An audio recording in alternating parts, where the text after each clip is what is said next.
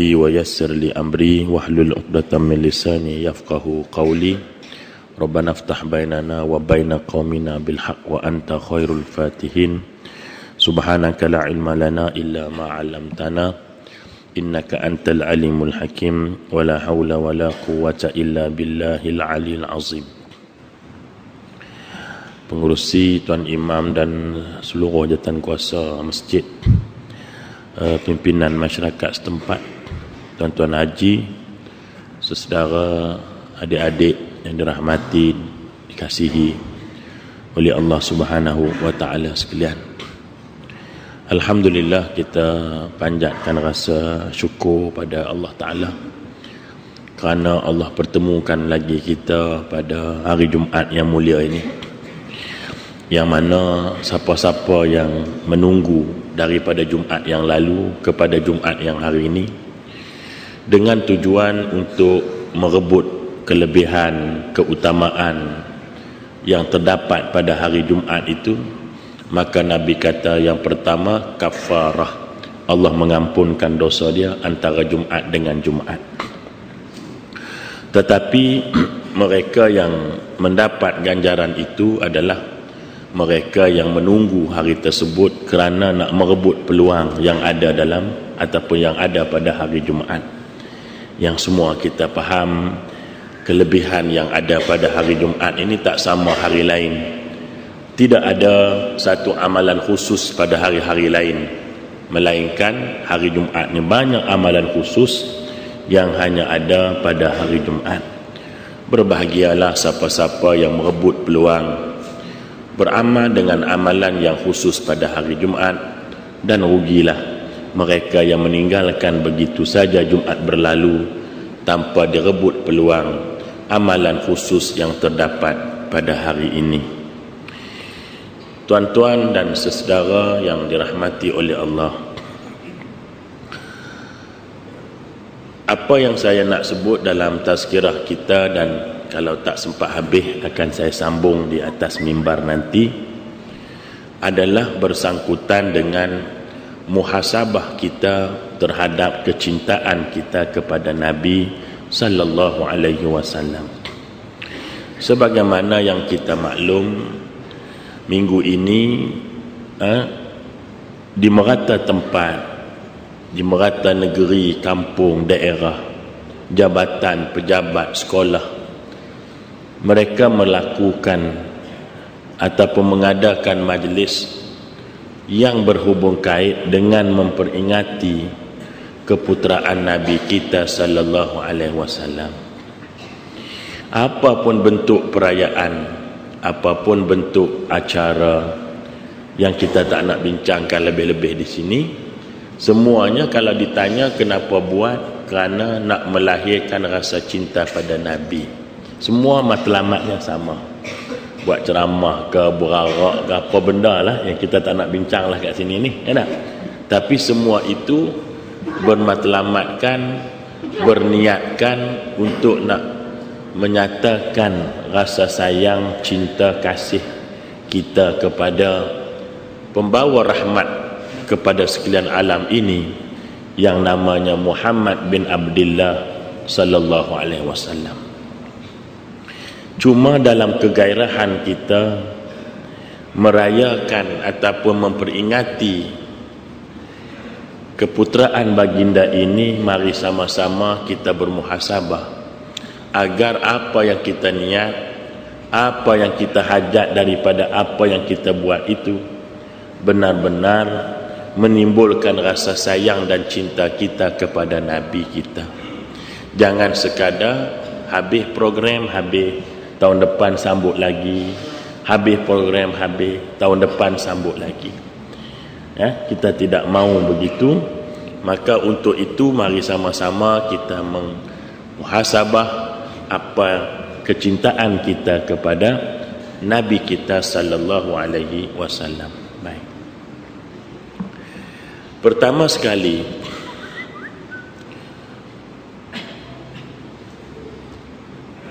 kecintaan yang sebenarnya kepada Nabi, iaitulah yang pertama sekali kita mengenali Nabi. Perintah ini disebut oleh Nabi sendiri. Dalam satu hadis baginda, Nabi kata, adibu auladakum ala salasatil ahsal. Didik anak kamu, ajak anak kamu, adibkan anak kamu dengan 3 perkara. Nabi kata, maknanya budak-budak kecil ni kena dibuat 3 benda ni. Kena tanam dekat dia, kena didik dengan dia, kena bagi tahu, kena latih dengan dia. Apa dia? Pertama, ala hubbi nabiyih, kepada mencintai Nabi. Ini benda pertama yang Nabi suruh kita terapkan di dalam diri anak kita. Nabi kata, didik anak kamu kepada mencintai Nabimu. Mana mungkin kita boleh cinta pada seseorang kalau kita tidak mengenali dia. Macam kita kadang-kadang sebut pada seseorang, saya cintakan kamu kerana Allah. Contohnya lah kan. Bolehkah kita menyatakan kita cinta kepada seseorang kerana Allah dalam keadaan kita tidak mencintai Allah? Tak mungkin. Kita cinta kerana Allah tapi kita tidak mencintai Allah. Mana mungkin kecintaan kerana Allah itu lahir tanpa ada cinta pada Allah? Tak mungkin. Maka kerana itu, apabila kita kata kita nak melahirkan rasa cinta pada Nabi, mana mungkin kita boleh rasa cinta kalau kita tidak mengenali baginda? Sahabat radhiyallahu anhum, para sahabat radhiyallahu anhum, lihat saja Nabi tu kenal. Bau Nabi dia cam dah. Jazakallah. Sebagai contoh, satu hari Nabi dia mengajar sahabat. Dari jauh Abu Talha melihat sesuatu yang tak kena pada Nabi. Cepat dia cam dia. Terdetik di hatinya, dia kata, aku duk berasa Nabi ni dah banyak hari tak makan. Sensitif dia kepada Nabi, kepada batang tubuh Nabi ni Abu Talha. Seorang sahabat yang mengorbankan batang tubuh dia, menghalangi tombak, panah, lembing yang cuba nak menerjah ke batang tubuh Nabi dalam peperangan Uhud. Sehingga Nabi kata, di mana ada tombak yang menuju ke arahku, di situ ada Abu Talha. Di mana anak panah yang menuju ke batang tubuhku, aku tengok di situ ada Abu Talha. Kalau anak panah datang dari belakang, aku lihat di situ ada Abu Talha mengawal batang tubuh Nabi. Sensitif dia, kan? Baik. Jadi bila dia tengok Nabi, ada benda tak kena ini pada Nabi. Dia rasa Nabi tidak makan banyak hari. Balik dia ke rumah, tanya dengan isteri dia, ada apa di dapur kita? Maka jawab isteri Abu Talha, adalah sedikit gandum untuk nak makan seorang, lepaslah. Tak apa, hang buat, sekali aku panggil Nabi mai makan. Aku duk berasa Nabi tadi ni dah tak makan banyak hari dah. Baik. Kan dia sensitif itu pada fizikal Nabi. Tuan-tuan tahu saya makan ke belum? Tak tahu. Tak apa, memang saya sudah makan.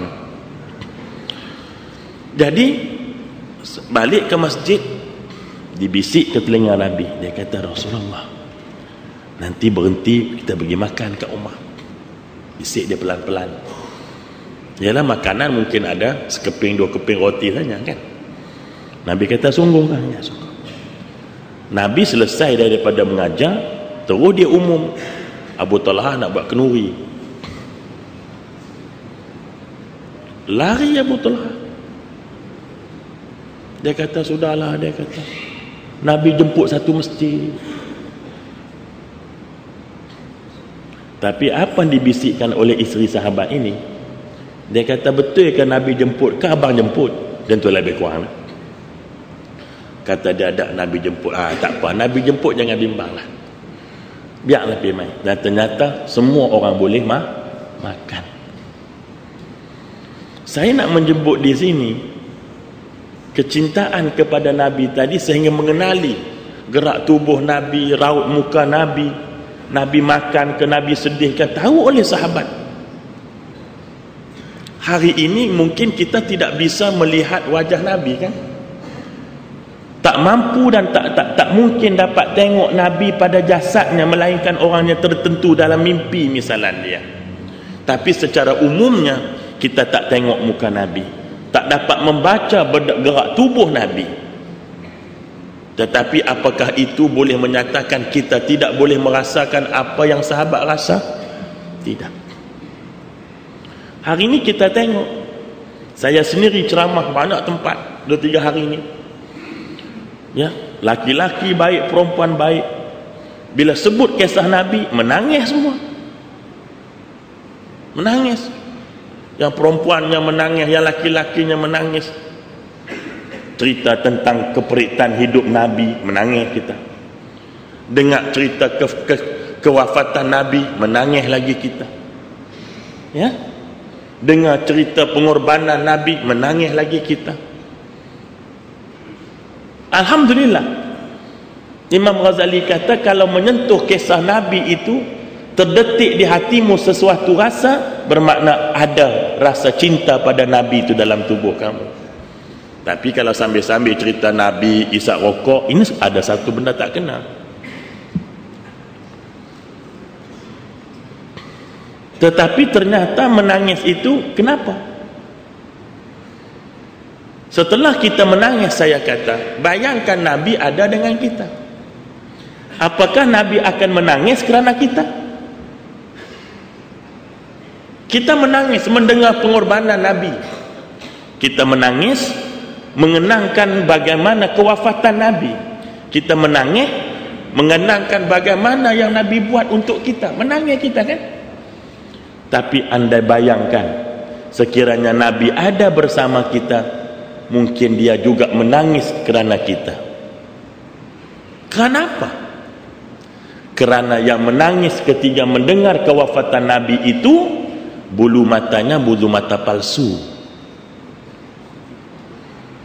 Maksudnya kamu menangis Nabi pengorbanan Nabi, tapi kamu tak menangis melanggar larangan Nabi. Nabi kan tak bagi bulu mata palsu itu. Nabi tak bagi cukur bulu kening. Tapi yang dengar ceramah itu keningnya semua habis. Dicukur habis, dilukis dengan pensel 2B. Bayangkan kalau Nabi ada bersama kita, menangis tak baginda? Menangis. Kerana kamu hanya menangis mengenangkan kewafatanku, tapi kamu tak rasa sedih pun melanggar syariatku. Ini kan perlu dimuhasabah itu. Kita tak mau kasih sayang kita, kasih sayang menipu, kasih sayang yang disengajakan. Kita tak mau menangis kerana orang menangis, tak mau. Cuba lihat bagaimana Allah menjawab pertanyaan hambanya dalam satu hadis kursi. Kan Allah menjawab, hambaku bertanya, bagaimana aku mengasihi hamba-hambaku? Kan Allah tanya, Allah disebutlah, hambaku bertanya, bagaimana aku mengasihi hamba-hambaku? Kita kalau jawab kan berbagai-bagai jawapan ya. Yang baru balik daripada mengair, bini tanya, sejauh mana cinta abang pada saya? Seluas laut Cina Selatan. Sebab kita baru balik mengair. Yang panjat gunung Kinabalu, bini tanya, setinggi mana abang cinta pada saya? Setinggi gunung Kinabalu. Walaupun dia tak panjat, duduk bawah ya, tak larat. Jawapannya tidak realistik, kata orang hari ini kan. Tapi tengok Allah jawab. Bila ditanya bagaimana kamu mencintai hamba-hambamu, apa Allah jawab? Aku mencintai hambaku sebagaimana hambaku mencintai aku. Kan realistik tu. Bermakna kita yang menentukan bagaimana Allah nak cinta kat kita. Bukan Allah yang tentukan, kita yang tentukan. Sebab tu Allah Ta'ala kata, aku mencintai hambaku sebagaimana hambaku mencintai aku. Bermakna kuncinya di tangan kita. Lalu kalau Allah panggil kita untuk solat zuhur 1.20 misalnya, 1.20 itulah kita menyahut panggilan Allah. Waktu kita senang, segera kita menyahut panggilan Allah. Nanti waktu kita susah, Allah juga bersegera untuk menyahut panggilan kita. Hari ini kita tak berlaku adil dengan Allah. Allah panggil kita semayang zuhur 1.20, kita semayang 4.20. Betul, masih ada waktunya. Tapi nak sampai waktu itu bukan benda yang terdesak, hanya kerana buang-buang masa. Allah panggil asar pukul 4.45, kita semayang 7.25, 2 minit lagi maghrib. Lalu nanti ketika mana kita mengharapkan pertolongan Allah, jangan marah kalau Allah mari lambat. Kalau kita nisbah begitu kan, jangan marah kan, sebab kita yang menentukan bila Allah nak mari pada kita. Jadi ini macam tu juga kecintaan kepada Nabi tadi. Kecintaan kepada Nabi ini mestilah berasaskan kepada kenalnya kita pada Nabi. Sebab itu Allah hantar Nabi bukan untuk dikagumi. Nabi ni hampa tak payah kagum pun dia hebat dah. Dia tak lantik Nabi tu di kalangan orang-orang hak biasa-biasa ni. Lepas dengar ceramah merokok, lepas rokok dengar ceramah, tak lantik orang macam tu. Kalau kita tengok kisah keputeraan Nabi pun dah hebat dah kan. Dengan dah berkhatan, dengan tak menangis, dengan keadaan begini-begini, macam-macam kisah perihal tentang keputeraan Nabi. Nak ceritanya Nabi ni bukan sebarangan orang. Sebab itu Nabi Allah hantar bukan untuk dikagumi. Kalau kagum saja tak ada apa. Sebagaimana seorang isteri yang solehah, isteri yang kagum ke suami kah, isteri yang taat ke suami? Nah, hampa boleh jawab sendiri. Kalau bini kita kira kagum kat kita saja, tak ada apa, pergi kenuri cerita, oh laki aku kagum mengantuk laki aku, tak dan suruh lak lantai dah. Kagumlah dengan tok laki aku ni dah, tak dan suruh sidai kain dah. Duk kagum, cerita ke orang, kagum. Tapi balik rumah, perintah suami tak diturut, arahan suami tak diikut. Masuk surga tak perempuan macam ni? Tak masuk. Isteri yang solehah ialah isteri yang mentaati suami, bukan yang mengkagumi suami. Walaupun untuk nak taat itu kena kagum juga, tetapi kekaguman itu belum tentu membawa kepada ketaatan. Macam tu juga dengan Nabi. Oh, bercakap kagum Nabi ni, macam-macam cakap ni ya Nabi, tapi syariat Nabi ditolak. Jadi sedih tak Nabi? Begitu. Itu satu, muhasabah kecintaan kita pada Nabi. Sudah cukup kenal atau belum kita dengan Nabi ini? Yang keduanya, bagaimana kita mau sebenarnya mencintai Nabi, hakikat kecintaan kepada Nabi itu bagaimana? Yang kedua kata ulama, iaitu merasakan Nabi ada bersama kita. Ada tak kita rasa? Kadang-kadang kita berharap kan, berharap tak? Sallallahu alaihi wasallam, sallallahu selawat ya. Kuat selawat ni sampai nak keluar nak tekak Tapi yang perempuannya kain belah sampai paha. Berselawat kuat tu. Ya.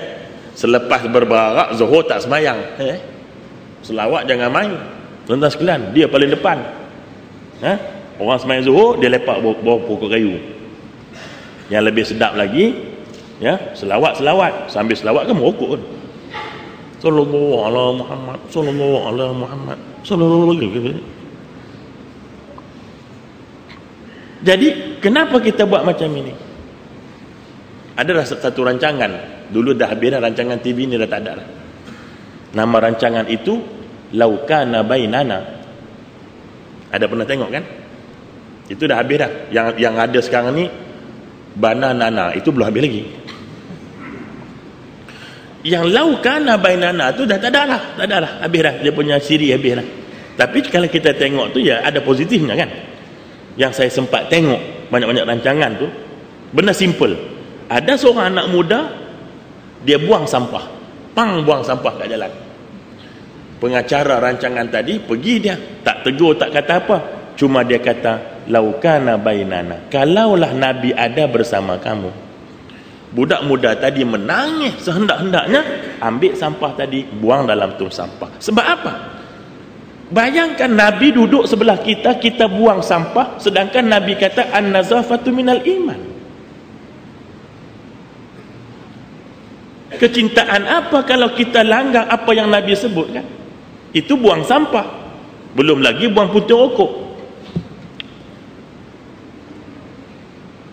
Tak payah kata apa, kalau Nabi ada, macam mana pengacara tadi sebut pada budak muda? Menangis budak muda tadi, menangis sungguh-sungguh. Akhirnya ambil sampah, tak disuruh buang tu sampah. Sebab dia membayangkan bahawa mesti Nabi sedih kerana dia tidak mengikut apa yang nabinya yang dia kata cinta tadi suruh. Tuan-tuan sekalian, contoh banyak di kalangan sahabat. Antaranya Bilal ibn Rabah radhiyallahu anhu. Lepas kewafatan Nabi, Bilal keluar daripada Madinah tu. 2 tahun di zaman Abu Bakar, Bilal tak balik langsung ke Madinah. Meninggal Abu Bakar, naik Omar. Omar panggil Bilal, jomlah kita balik Madinah, wujudkan balik macam zaman Nabi ada dengan kita dulu ni, kata dia Omar. Bilal balik. Jadi untuk sekian lama, hampir 2 tahun lebih tidak mengalunkan azan, hari itu dia mengalunkan azan. Riwayat menyebut ketika dia nak menyebut Muhammad Rasulullah, asyhadu anna Muhammad Rasulullah itu, dia tak mampu nak sebut. Dia cuba sebut, akhirnya pengsan. Bila pengsan, selepas pengsan, orang tanya sebab apa pengsan? Dia kata kerana aku ternampak-nampak akan Rasulullah sallallahu alaihi wasallam. Merasakan Nabi ada. Ini baru cinta macam kita kan? Kalau kita dah sayang pada seseorang kan? Tengok dalam kolah muka dia. Tengok dalam nasi muka dia kan? Tengok kat batang rokok muka dia. Sentiasa dibayangi orang yang kita sayang. Maka begitulah yang dirasai oleh Bilal itu. Masya Allah. Kalau benar kita mencintai Nabi, apakah kita merasakan kehadiran Nabi dalam setiap gerak-geri kita? Kalau ini ada dalam kepala kita, sudah pasti bila teringat Nabi di pintu masjid, kaki kananlah kita akan masuk. Kalau teringat Nabi ketika nak masuk rumah, kaki kananlah kita masuk rumah kita. Kan? Kalau hampir tidur terbayangkan Nabi, pasti akan tidur bagaimana Nabi tidur. Tapi kalau ingat cengkadak, ya sudah. Itu cengkadak. Ada binatang hak kecil tu. Orang Melayu kan? Cengkadak macam mana Pak Mat tidur kan begitu tanya. Kita tanya binatang tu apa-apa. Merasakan kehadiran Nabi tu. Tuan-tuan sekalian, bagaimana di zaman Omar kan ada orang perempuan yang disuruh oleh ibunya campurkan susu dengan air. Lalu budak tadi tak nak buat. Mak dia kata tak apa, Omar bukan ada. Anak muda perempuan tadi kata memang Omar tak nampak, tetapi Allah nampak. Kan merasakan Allah ada itu. Merasakan Allah memerhatikan kita itu menyekat segala dosa, menyekat segala kemaksiatan. Merasakan kehadiran Nabi itu mendekatkan kita dengan sunnah baginda. Ini baru cinta. Kalau cinta saja tak jadi.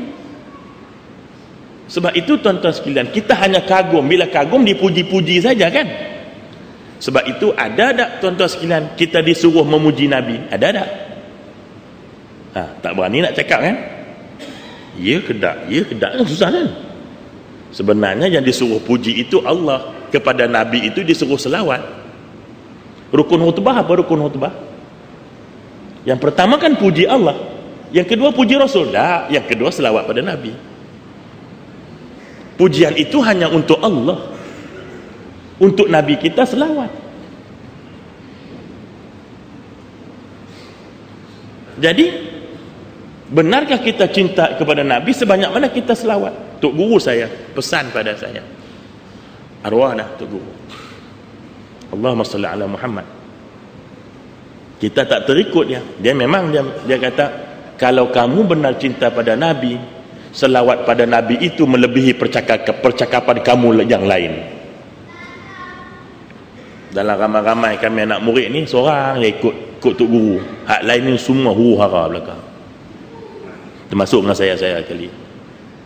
Tak terikut hak kawan saya seorang ni, tuan-tuan. Asal bercakap Allahumma salli ala Muhammad, asal bercakap Allah apa khabar, Allahumma salli ala Muhammad, lama tak mai Allahumma salli. Inilah dia. Kita nampak macam mengada-ngada kan? Dia datang daripada kepahaman. Saya sendiri pun tak boleh ikut dia. Dia jumpa kami dan sesekali mari, lama tak mari Allahumma salli ala Muhammad. Jadi automatik bila dia Allahumma salli ala Muhammad, kita pun Allahumma salli ala Muhammad, terikut dengan dia. Ya kan, kita kalau sayang pada seorang selalu disebut namanya kan. Mimpi sebut nama dia kan. Oh Seri Mersing, oh Seri Mersing kan begitu. Jadi disebut selalu namanya. Kelebihan selawat saya tak nak ceritalah, tuan-tuan dah faham sangatlah. Tapi pertanyaannya, kita yang kata cinta pada Nabi, selawatnya berapa kali? Ni hari Jumaat yang kelebihannya cukup istimewa dengan selawat, berapa kali kita selawat? Sehingga kadang-kadang selawat itu terkurang, yang banyak itu cerita Nabi. Qasidah kan cerita Nabi, burdah itu cerita Nabi, selawatnya ditinggal belakang tu. Al-Bazanji itu kisah Nabi kan, selawat ujung-ujung saja. Patutnya sambut maulud selawat tu dibanyakkan, bukan perkisahan itu. Dahlah baca burdah bahasa Arab tak faham lagi tak selawat. Kalau faham tu okey juga kan. Al-Bazanji itu cerita Nabi tu. Di zaman Nabi ada seorang penyair, saya tak ingat nama dia pelik sikit, tak apa nak ingat. Nak makan macam-macam, kepala ikan, makan kangkung, makan dia tak apa nak ingat. Ada seorang penyair, dia ni kerja dia memuji Nabi dalam syair. Hari-hari baca syair di Kaabah. Kaabah kan zaman dulu kan jadi tempat pertandingan syair tu. Syair yang terbaik ditempel di dinding Kaabah tu masa tu. Kan ada pertandingan tahunan yang terbaik ditempel tu. Orang ini suka sangat berbuat syair kepada cerita tentang Nabi begini-begini. Baik, bagaimana ya? Berita ni sampai pada Nabi. Apa kata Nabi? Nabi kata yang beriman itu syairnya, bukan hatinya. Syair saja yang puji-puji Nabi, hatinya penuh kebencian kepada Nabi. Jadi kita bimbang sindrom ini ada di zaman kita. Lidahnya puji Nabi, hakikatnya penuh kebencian terhadap syariat Nabi yang Nabi bawa, sunnah Nabi. Ini muhasabah kepada kecintaan kita kan. Jangan pandang orang, pandang kita. Bagaimana pandangan kita kepada sunnah? Yusuf Qaradawi kata, aku tak bimbang orang yang tolak sunnah. Bukan tak bimbang tu bukan tak risau, tak peduli lah puak ni. Nah, itu dah confirm dah di mana tempatnya kan. Kalau sampai akhirnya begitu keadaannya. Dan aku bersyukur kepada orang yang mengikut sunnah, aku syukur. Tapi aku tak kisah orang yang tolak sunnah. Yang aku bimbang ialah mereka yang meremehkan sunnah. Tolak tu dah tentu dah kan. Yang beramal alhamdulillah kata dia. Yang paling aku bimbang yang meremehkan sunnah. Apa maksud remeh sunnah? Ya begini. Begini ya, remeh sunnah. Kita ambil yang simple aja. Masuk masjid, kita masuk kaki kiri. Orang tegur kita, masuk masjid ke kanan. Alah, sunat je. Ini kan meremeh sunnah. Jangan cakap, diam saja. Ika, tahan gitu tak? Masuk masjid kaki kanan. Ya ke? Tahan juga tu. Nah, ni ala sunat aja. Apa maksud dia kata macam itu? Apa maksud? Tidak lain kerana meremehkan. Ini yang Yusuf Qaradawi bimbang. Silap hari bulan boleh merosakkan iman. Kalau hari bulan betul, okey lagi. Kalau silap hari bulan, jadi jangan remehkan sunnah. Ini bimbang kan? Maka merasakan kehadiran Nabi itu adalah hakikat kepada kecintaan kepada Nabi sallallahu alaihi wasallam. Aisyah radhiyallahu anha, misalnya ambil contoh lagi. Ketika dia wafat tu kan, ditawar kepada dia untuk dikebumikan di sebelah makam Rasul. Apa kata Aisyah? Dia malu. Dia rasa rendah diri, rasa tak layak dia. Padahal kan itu kan isteri kesayangan Nabi juga itu. Sehingga Nabi minta mati wafatnya di bilik Aisyah. Sehingga pada malam terakhir kewafatan baginda, bukan gilirannya di rumah Aisyah tu. Dia minta izin dengan isteri yang gilirannya, boleh dah izinkan aku untuk ke rumah Aisyah. Akhirnya dia wafat di atas riba Aisyah. Aisyah rasa malu. Kenapa? Dia rasa bersalah dengan Nabi. Kerana kononnya terlibat dengan peperangan Jamal itu antara Aisyah dengan Ali itu yang mengorbankan ramai para sahabat radhiyallahu anhum. Pada itu memerlukan istihad kedua-duanya itu. Tapi merasa itu. Maka apakah kita juga merasakan perkara yang sama? Kehadiran Nabi dalam kehidupan kita. Yang boleh jawab persoalan ini hanyalah kita saja. Orang lain tak tahu. Dua. Dan yang ketiganya, hakikat kecintaan kepada Nabi tadi, saya ulas selawat kepada Nabi tadi. Perbanyakkan selawat tuan-tuan sekalian. Tapi selawat itu mesti ada rukun-rukunnya gitu. Syarat-syaratnya gitu kan. Pertama, dia tahu kenapa dia bersalawat. Jangan selawat kerana ikut orang selawat. Dia tahu kenapa selawat. Allah yang suruh kita selawat. Tengok, saya ulang banyak kali dah benda ni. Tak apa kita ulang lagi. Allah bila nak suruh kita semayang, dia straight pada semayang kan. Aqimus solat, betul tak? Perintah dia straight pada solat tadi. Bila dia nak suruh puasa, dia straight pada puasa. Kutiba alaikumus siyam, straight pada puasa. Bila dia nak suruh buat haji umrah, dia straight pada amalan. Wa atimul hajja wal umrata lillah. Sempurnakan haji dan umrah lillah kan. Tapi bila dia nak suruh kita selawat, Allah tak straight forward pada selawat. Sebaliknya dia memulakan dengan diri dia dengan mengatakan innallaha wa malaikatahu yusalluna 'alan nabi. Habis tu barulah dia kata ya ayyuhalladzina amanu sallu alaihi sallu ya ayyuhalladzina amanu sallu alaihi Allah Taala kata innallaha wa malaikatahu yusalluna 'alan nabi. Allah Taala kata aku dan para malaikatku berselawat pada nabi. Allah mulakan diri dia dulu. Barulah dia kata ya ayyuhalladzina amanu sallu alaihi sallu yang hujungnya wasallimu taslima. Teringat saya. Baik. Wahai orang beriman, selawatlah kamu kepada Nabi SAW dengan selawat yang sempurna. Tengok. Solat straight ke solat kan. Puasa straight ke puasa. Haji straight ke haji. Bila selawat dah Allah tak straight ke selawat. Allah mulakan aku dan malaikatku berselawat. Besarnya kelebihan selawat kepada Nabi sehingga Allah Ta'ala nak suruh selawat tadi, dia mulakan aku dan malaikatku berselawat.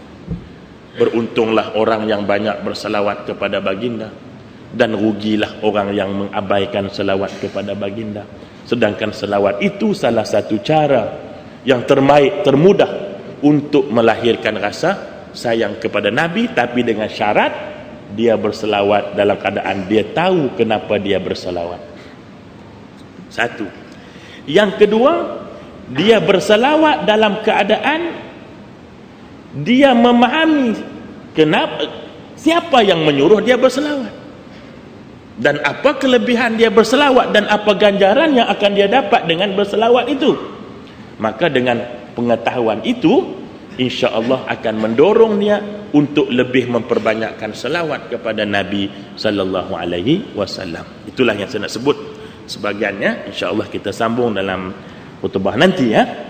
Cuma sebagai akhirnya, tuan-tuan sekalian, nanti mohon ya daripada ibu bapa, bapak-bapak yang di luar sana, ada satu tabung untuk membantu saya dalam pembangunan kompleks tahfiz Al-Quran dan Al-Hadis di Kerdau dalam daerah pentadbiran Temeloh. Saya ada punya asalnya 7 ekar tanah, ada 1 ekar orang tu tak nak wakaf, 7 ekar kan jadi wakaf, dia yang bahagian dia tak nak wakaf. Alhamdulillah 4-5 hari lepas dia pula hantar mesej saya, dia pula nak wakaf tanah 1 ekar lebih, jadi keseluruhan 8 ekar lebih. Dah siap sodok semua dah. Sekarang ni peringkat level tanah terganggu sikit bila hujan baru ni, ubah balik struktur yang kita label tu, hujan sampai 3 minggu tak berhenti, maka kita label balik.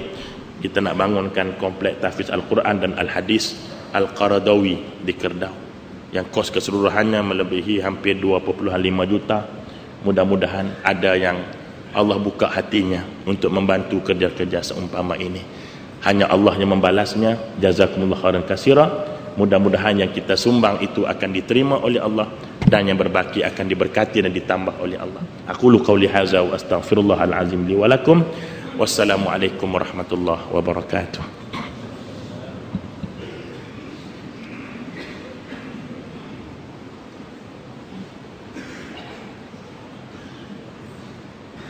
إن الله وملائكته يصلون على النبي يا أيها الذين آمنوا صلوا عليه وسلموا تسليما.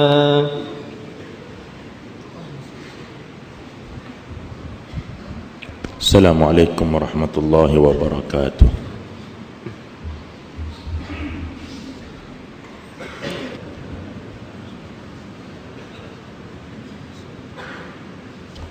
الحمد لله القائل ولتكن منكم أمة يدعون إلى الخير ويأمرون بالمعروف وينهون عن المنكر وأولئك هم المفلحون. أشهد أن لا إله إلا الله وحده لا شريك له وأشهد أن محمدا عبده ورسوله. اللهم صل وسلم على سيدنا محمد وعلى آله وأصحابه أجمعين. أما بعد، فيا أيها المسلمون اتقوا الله، أوصيكم وإياي بتقوى الله، فقد فاز المتقون. قال الله تعالى: يا أيها الذين آمنوا اتقوا الله حق تقاته wala tamutunna illa wa antum muslimun. Sidang Jumaah yang dirahmati oleh Allah, sekali lagi kita diperdengarkan dengan seruan takwa yang mengajak setiap daripada kita yang merasakan Tuhannya adalah Allah, nabinya adalah Muhammad sallallahu alaihi wasallam, maka jangan sekali-kali menjadikan seruan takwa itu sebagai sekadar halwa telinga tanpa dipahami akan tuntutan akan seruan tersebut. Ternyata ulama mengatakan barang sesiapa yang melihat seruan takwa itu sekadar merupakan seruan tanpa tujuan, maka sebenarnya di dalam hati dia penuh dengan kerosakan yang akhirnya akan merosakkan agamanya. Sidang Jumaah yang dirahmati oleh Allah, Allah mengutuskan Rasul sallallahu alaihi wasallam sebagaimana yang dinyatakan di dalam Al-Quran, wa ma arsalnaka illa rahmatan lil alamin. Tidak aku mengutuskan kamu wahai Muhammad melainkan untuk membawa rahmat yakni Islam kepada sekalian alam. Berdasarkan kepada ayat ini, ternyata Allah menghantar Nabi kepada ke dunia ini adalah untuk membawa dan menunjuk arah matlamat kehidupan seseorang manusia agar penghujungnya nanti bertemu dengan Allah Subhanahu wa taala. Dan jalan yang satu-satunya boleh membawa kita bertemu dengan Allah ialah al-Islam. Maka diutuskan Nabi untuk membawa ajaran yang mulia ini. Maka kedatangan Nabi di atas muka bumi ini adalah untuk diperhatikan, diperhalusi, diteladani, diikuti, bukan sekadar untuk dikagumi semata-mata. Kerana sifat kekaguman kepada Nabi dirasai juga bukan hanya di kalangan orang Islam, tetapi juga dikagumi oleh mereka yang tidak beriman kepada Allah. Namun sejauh mana kekaguman ini membawa mereka mendapat hidayah, sedangkan hidayah itu adalah milik daripada Allah Subhanahu wa taala. Ternyata Nabi diutuskan oleh Allah bukan sekadar untuk dikagumi. Sebaliknya diperjelaskan di dalam Al-Quran, laqad kana lakum fi rasulillahi uswatun hasanah. Pada diri Nabi itu ada contoh teladan yang terbaik. Ayat ini memperkukuhkan kenyataan bahawa Nabi dihantar ke atas muka bumi ini untuk diteladani, untuk dicontohi, untuk dijadikan panduan. Kerana apa itu Islam terdapat pada apa yang dilakukan oleh Nabi, sehingga di Nabi digelar sebagai Quran yang bergerak. Bahkan Aisyah pernah menggambarkan akhlak Nabi sebagai kana khuluquhul Quran. Sesungguhnya akhlak Nabi itu adalah terjemahan daripada Al-Quran. Berdasarkan kepada kenyataan-kenyataan ini, tidak memadai kalau Nabi itu sekadar dikagumi tapi ditolak apa yang dibawa oleh baginda. Sedangkan penghantaran Allah kepada Nabi ke dunia ini untuk memperjelaskan, untuk mempraktikkan, untuk menunjukkan apa yang dikatakan sebagai Islam. Justru kalau Nabi dilihat sebagai batang tubuh yang sekadar untuk dikagumi, maka syariat Allah Subhanahu wa taala tak perlu dibawa bersama-sama dengan Nabi sallallahu alaihi wasallam. Sidang Jumaah yang dirahmati oleh Allah, justru itu marilah kita memahami bahawa kecintaan kita kepada Nabi sebagaimana dinyatakan oleh Allah di dalam Al-Quran. Bismillahirrahmanirrahim. Qul in kuntum tuhibbunallaha fattabi'uni yuhibbukumullah. Katakanlah wahai Muhammad kepada mereka yang mengatakan mereka mencintai Allah, andai mereka mahu kepada cinta Allah, maka ikutlah aku, kata Allah mengajar Nabi sebagai panduan dalam menentukan bagaimana meraih kecintaan kepada Allah. Sebab kepada turunnya ayat ini, satu ketika Nabi didatangi oleh sekumpulan manusia, lalu menyatakan bahawa mereka mencintai Allah. Justru apabila Nabi mendengar pengakuan daripada kumpulan manusia ini bahawa mereka mencintai Allah, lalu untuk menjawabnya Allah menurunkan ayat tadi dengan mengatakan, andai kamu benar-benar mencintai Allah, maka ikutlah Rasul yang aku hantar kepada kamu. Ayat ini memperjelaskan lagi bahawa Allah menghantar dan mengutuskan Nabi sallallahu alaihi wasallam ke dunia adalah untuk diteladani, untuk dipatuhi dan dituruti apa sahaja yang dilakukan oleh Nabi sallallahu alaihi wasallam. Namun malang, 1000 kali malang Apa yang berlaku dalam setengah masyarakat kita, Nabi dilihat sebagai satu contoh yang saban tahun dikagumi, diulang kisah dan ceritanya. Sebaliknya saban waktu dan saban hari, syariat yang diperjuangkan oleh Nabi semakin ditinggalkan oleh mereka yang mengaku mencintai Nabi sallallahu alaihi wasallam. Apa artinya kecintaan seumpama ini? Hanya kecintaan di mulut tanpa pembuktian, kecintaan di bibir tanpa ditunjukkan bukti. Andai inilah yang terterap di dalam diri kita, bermakna kecintaan kita kepada Nabi hanyalah palsu, hanyalah pembohongan semata-mata.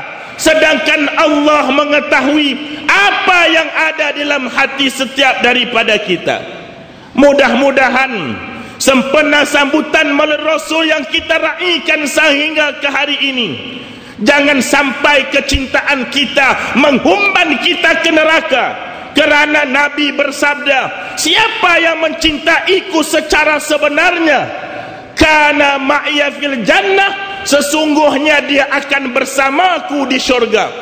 Biarlah kecintaan kita kepada Nabi membawa kita ke syurga, bukan perasaan cinta itu menghumbankan kita ke neraka dengan sebab hipokrit dan kemunafikan dalam melahirkan kecintaan kepada Nabi sallallahu alaihi wasallam.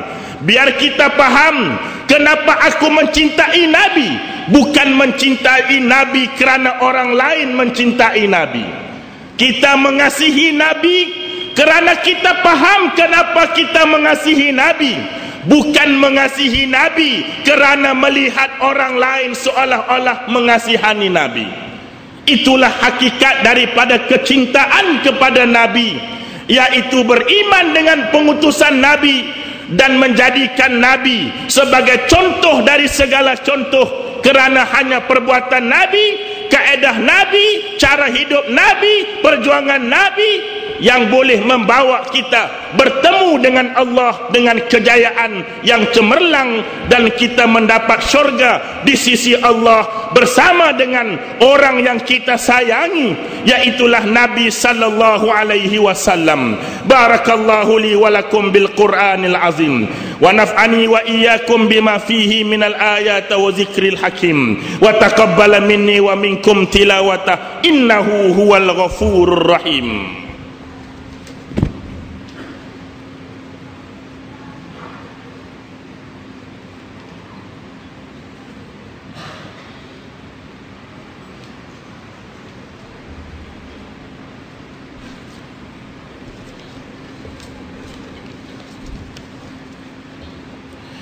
Alhamdulillahilladzi ja'alana minal muslimin wa razaqana minat thayyibat.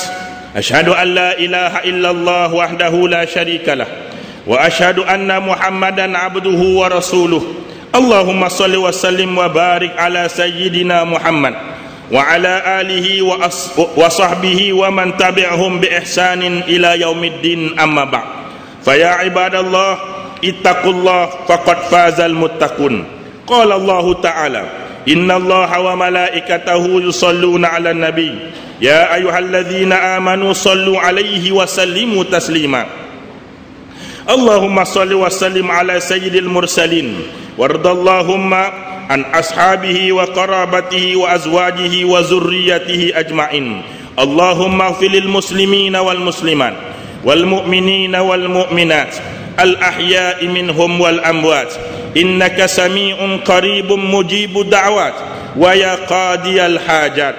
Allahumma admil auna wal hidayata wat taufiq li jalalatal malikanil muazzam Sultan Selanjur Sultan Sarifuddin Idris Shah Al-Had ibni almarhum Sultan Salahuddin Abdul Aziz Shah Al-Had.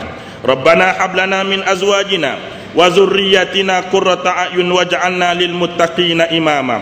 Rabbana atina fid dunya hasanah wa fil akhirati hasanatan wa qina azabannar. Ibadallah, innallaha ya'muru bil 'adli wal ihsan wa ita'izil qurba wa yanha 'anil fahsya'i wal munkari wal baghi ya'izukum la'allakum tadhakkarun. Fazkurallahal azim yazkurkum washkuru ala ni'amihi yazidkum was'aluhu min fadlihi yu'tikum wa la zikrullahi akbar wallahu ya'lamu ma tasna'un.